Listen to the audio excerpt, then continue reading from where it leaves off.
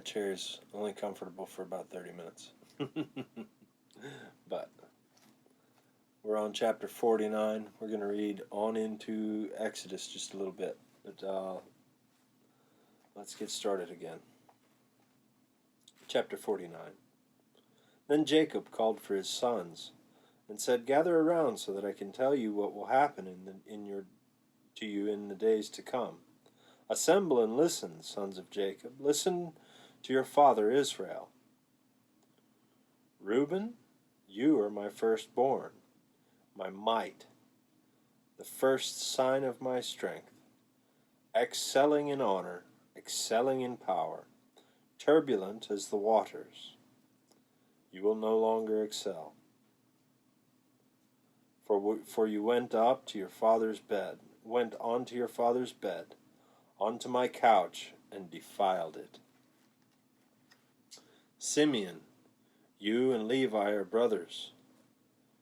Their swords are weapons of violence. Let me not enter their council. Let me not join their assembly. For they have killed men in their anger, and hamstrung oxen as they pleased. Cursed be their anger, so fierce, and their fury so cruel. I will scatter them in Jacob, and disperse them in Israel. Judah, your brothers will praise you. Your hand will be on the neck of your enemies. Your father's sons will bow down to you. You are a lion's cub, Judah. You return from the prey, my son. Like a lion, he crouches and lies down, like a lioness who dares to rouse him. The scepter will not depart from Judah, nor the ruler's staff from between his feet, until he whom it belongs shall come. And the obedience of all of the nations shall be his. He will tether his donkey to a vine, his colt to the choicest branch. He will wash his garments in wine, his robes in the blood of grapes. His eyes will be darker than wine, his teeth whiter than milk." I wonder who that could be. Verse 13. Zebulun will live by the seashore and become a haven for ships. His border will extend towards Sidon. Issachar is a raw-boned donkey, lying down in the sheep pens. When he sees how good is his resting place, and how pleasant is his hand, he will bend his shoulder to the burden and submit to forced labor. Verse 16. Dan will provide justice for his people, and as one of the tribes of Israel. Dan will be a snake by the roadside, a viper along the path, and bites the horse's heels, so that the rider stumbles backwards. I look for your deliverance, Lord. Verse 19. Gad will be attacked by a band of raiders, but he will attack them at their heels. Verse 20. Asher's foot will be rich. He will provide delicacies fit for a king. Verse 21. Naphtali is a doe set free that bears beautiful fawns. 22. Joseph is a fruitful vine, a fruitful vine near a spring, whose branches climb over a wall. With bitterness archers attacked him, and they shot at him with hostility. But his bow remained steady, his strong arm stayed limber, because of the hand of the mighty one of Jacob, because of the shepherd, the rock of Israel, because of your father's God who helped you, because of the Almighty who blesses you, with blessings of the skies above, blessings of the deep springs below, blessings of the beast and womb. Your father's blessings are greater than the blessings of the ancient mountains, than the bounty of the age-old hills. Let all that rests on the land on the head of Joseph, on the brow of the prince among his brothers. Benjamin, verse 27. Benjamin is a ravenous wolf. In the morning he devours the prey, in the evening he divides the plunder. Verse 28. All these are the 12 tribes of Israel, and this is what their father had said to them when he blessed them, giving each blessing appropriate to him. Verse 29. Then he gave them these instructions. I am about to be gathered to my people. Bury me with my fathers in the cave in the field of Ephron the Hittite.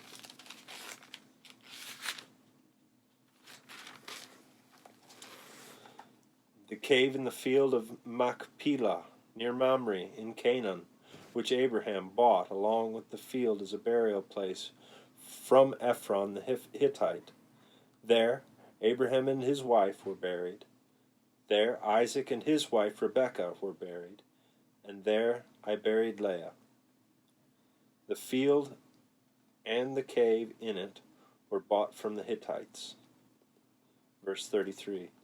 When Jacob had finished giving instructions to his sons, he drew his feet up into the bed, breathed his last, and was gathered to his people. Chapter 50. Joseph threw himself on his father and wept over him and kissed him. Then Joseph directed the physicians in his service to embalm his father Israel. So the physicians embalmed him, taking a full 40 days. For that was the time required for embalming. And the Egyptians mourned over him for 70 days. When the days of mourning had passed, Joseph said to the Pharaoh's court, If I have found favor in your eyes, speak to Pharaoh for me. Tell him, my father made me swear an oath and said, I am about to die. Bury me in the tomb I dug for myself in the land of Canaan. Now let me go up and bury my father, and then I will return. Pharaoh said, Go up and bury your father, as he made you swear to do. Verse 7. So Joseph went up to bury his father. All Pharaoh's officials accompanied him, the dignitaries of his court and all the dignitaries of Egypt, besides all the members of Joseph's household and his brothers, and those belonging to his father's household. Only their children and their flocks and herds were left in Goshen. Chariots and horsemen also went with him. It was a very large company. When they reached the threshing floor of Atad, near the Jordan, they lamented loudly and bitterly, and there Joseph observed 7-day period of mourning for his father. When the Canaanites who lived there saw the mourning at the threshing floor of Atad, they said, The Egyptians are holding a solemn ceremony of mourning. That is why the place near the Jordan is called Abel Mizraim.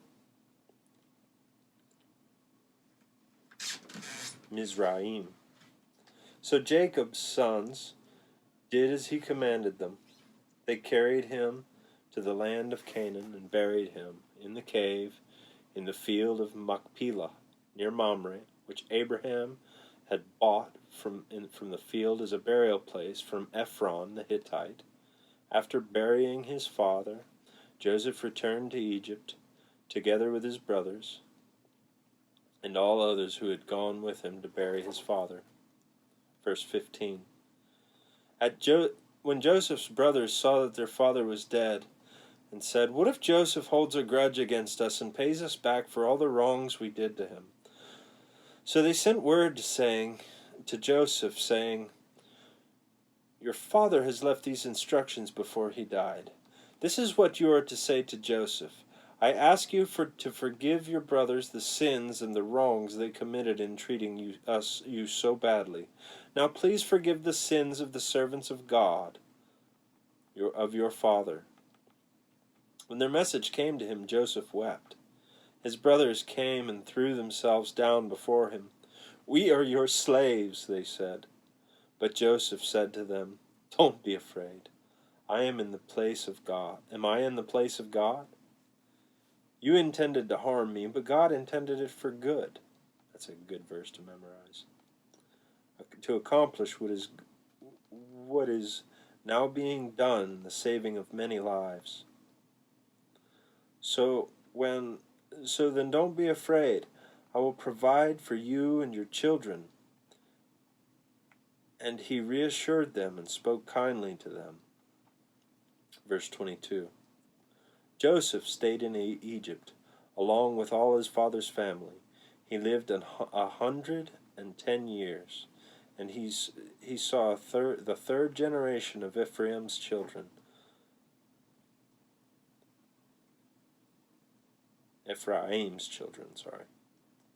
Also the children of Machir, son of Manasseh, were placed at birth on Joseph's knees.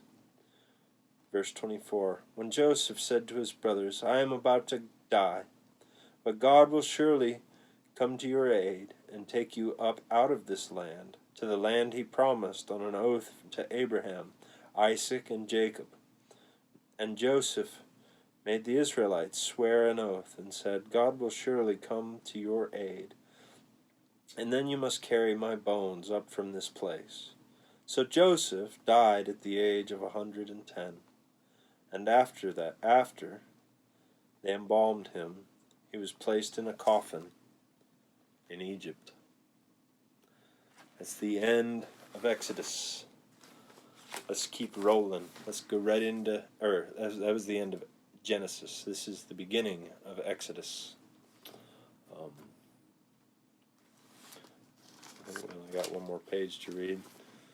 So this is Exodus chapter 1. If you want to, you can pause right here if you haven't watched the Bible Project videos. Those videos are helpful. They really help you kind of place what's going on in the book, man. And these books are complicated. If you're just reading, it can really just turn into words. And we don't want it to be words. Because it is a whole story. I mean, we've watched God choose a people and go through a land, and now he's bringing them. It's all planned out. This is better than Star Wars or any big movie or anything like that. It's so, and it affects you, and that's what's so amazing about it. I used to think that these old Jewish fairy tales were just that, and they're not fairy tales. They're the spiritual history of the world. So we're a few hundred years later. We're in Exodus. Exodus chapter 1. These are the names of the sons of Israel who went into Egypt with Jacob, each with his family: Reuben, Simeon, Levi, and Judah; Issachar, Zebulun, and Benjamin; Dan and Naphtali, Gad, and Asher. The descendants of Jacob numbered 70 in all. Joseph was already in Egypt. Now Joseph and all his brothers and all that generation died. But the Israelites were exceedingly fruitful. They multiplied greatly, increased in numbers, and they became so numerous that the land was filled with them. Then a new king, to whom Joseph meant nothing, came to power in Egypt. "Look," he said to his people, "the Israelites have become far too numerous for us. Come, we must deal shrewdly with them, or they will become even more numerous, and if war breaks out, will join our enemies and fight against us and leave the country." Verse 11. So they put slave masters over them to oppress them with forced labor, and they built Pithom and Ramses as store cities for Pharaoh. But the more they were oppressed, the more they multiplied and spread. So the Egyptians came to dread the Israelites, and worked them ruthlessly. They made their lives bitter with harsh labor and brick and mortar, and with all kinds of work in the fields. In all their harsh labor, the Egyptians worked them ruthlessly. Verse 15. The king of Egypt said to the Hebrew midwives, whose names were Shiphrah and Puah, when you are helping the Hebrew women during childbirth on the delivery stool, if you see that the baby is a boy, kill him. But if it is a girl, let her live. The midwives, however, feared God, and they did not do what the king of Egypt had told them to do. They let the boys live. And the king of Egypt summoned the midwives and asked them, "Why have you done this? Why have you let the boys live?" Verse 19. The midwives answered Pharaoh, "Hebrew women are not like Egyptian women. They are vigorous and give birth before the midwives even arrive." Verse 20. So God was kind to the midwives, and the people increased and became even more numerous. And because the midwives feared God, he gave them families of their own. 22. Then Pharaoh gave his order to all his people, "Every Hebrew boy that is born to you, you must throw him into the Nile, but let every girl live." Chapter 2. Now a man of the tribe of Levi married a Levite woman, and she became pregnant and gave birth to a son. When she saw that he was a fine child, she hid him for 3 months. But when she could hide him no longer, she got a papyrus basket for him, and coated it with tar and pitch. Then she placed the child in it, and put it among the reeds along the bank of the Nile. His sister stood at the distance to see what would happen to him. Verse 5. Then Pharaoh's daughter went down to the Nile to bathe, and her attendants were walking along the river bank, and she saw the basket among the reeds and sent her female slave to get it. She opened it and saw the baby. He was crying, and she felt sorry for him. "This is one of the Hebrew babies," she said. Then his sister asked Pharaoh's daughter, Shall I go get one of the Hebrew women to nurse this baby for you?" "Yes, go," she answered. So the girl went and got the baby's mother. And Pharaoh's daughter said to her, "Take this baby and nurse him for me, and I will pay you." So the woman took the baby and nursed him. And when the child grew older, she took him to Pharaoh's daughter, and he became her son. She named him Moses, saying, "I drew him out of the water."